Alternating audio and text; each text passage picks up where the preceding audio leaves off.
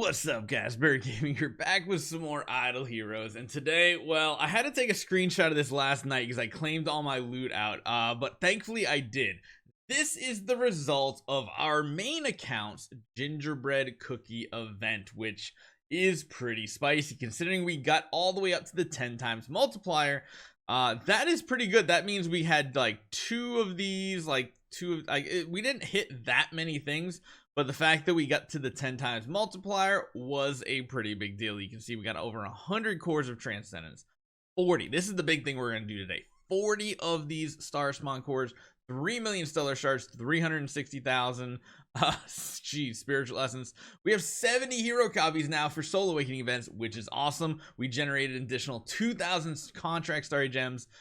We have 800 completely useless toolboxes, master toolboxes, because we already have a ridiculous amount, and among other things. So that is the big amount of loot we've hit in this event. And now when we take a look at our bag, we have one of every stone up to B+, which we now have 2.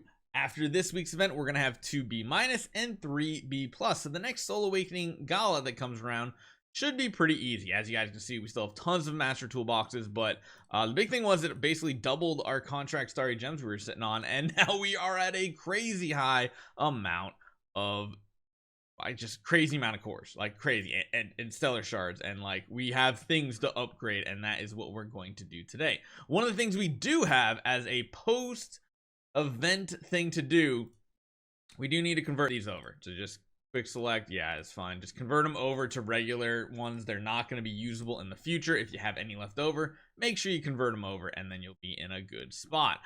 So yeah, we have a lot of things to do. We even have a bunch of these Star Destiny cookies saved up, but what I want to see is what we can do with these 47 Star Spawn Core 6s. However, now that I think about it, if we do this event, we might actually have even more, so we'll have to see how that plays out. In the meantime, we are going to try to work on our galactic tree. Now, we have every regular Star Spawn up to 140, and then we have most of them here nearing the end. We have over 300,000 Stardust. I don't know if that's going to be enough. We're going to see how far we can take these heroes. So we're going to go for more holy damage here with the Spirit of Grace, aka the Light and Dark Star Spawn. We got to do this a couple more times here. So we're going to be nearing the end, essentially, of Star Spawn cores that are needed to upgrade heroes, or sorry, Star Spawn, unless they add a new system here. Now, we can see here we just maxed that one out. We're down to 87,000. That is way, way down there. The only two left are damage reduction and HP, and of course, block and armor. I think we're just going to go ahead and finish this one out since we're already pretty close here.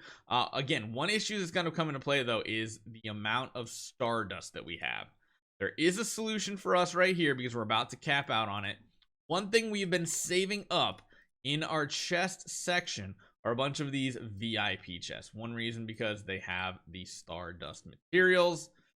So yeah, we're gonna claim out another 225. I kind of hold on to them, occasionally use them for Stellar Shards, but in this situation where we have a ton of things to upgrade, yeah, this is the answer right here. And it looks like we're gonna have enough to get this one all the way up to max as well, including the Stardust.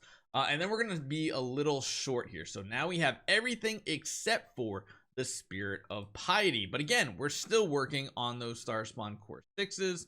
Hopefully we get more from this event. And yes, the one issue we're going to have either way is Stardust. I mean, one thing you should always be doing on your account is in your Void Arc, you should always be buying out the Stardust.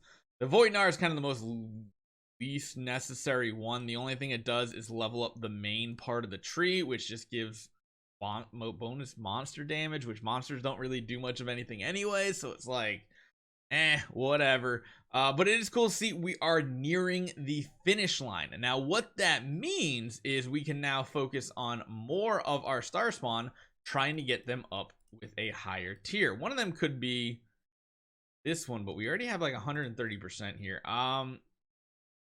There are a few that we could work on. Like, honestly, going for more holy damage might be one that I want to do right now. We got holy damage, we got crit damage, and armor break, which armor break is pretty sweet stat too. Control immunity offset, damage reduction. So here's what we're going to do. Essentially what happens is once you start finishing all your Star Spawn out, you're gonna get a lot of cookies. A lot of these cookies. You get a cookie for every time you get a duplicate star spawn, but you can also get them for exchanging all these star spawn cores, and you're essentially doing awakenings on your star spawn.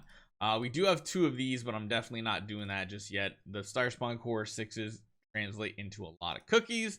I don't want to use them just yet because I want to see what we can get from this event. But what that means is, like I said, we can upgrade our account and go for more holy damage. Now, what this does is it takes the base number here, which is not 88.2%. 8.2% is after this 135% bonus. So what we're going to do is we're going to assess, and we're going to hunt for the better stats here. Really, the only one I'm looking for is the main stat here. If we can get more... If we can get a higher tier, that would be awesome. This is exactly not what we want, though. Getting additional fixed attack would be nice. I've actually never seen that. I've never seen it be the same exact value. That's going to be odd. That is kind of what we want to see. We're getting more fixed attack and, most importantly, more holy damage. We are losing a little bit of control immunity, and that little bit of holy damage really didn't do anything. We need to get lucky and hit a really big number here. I've never seen anything above a purple from my own account.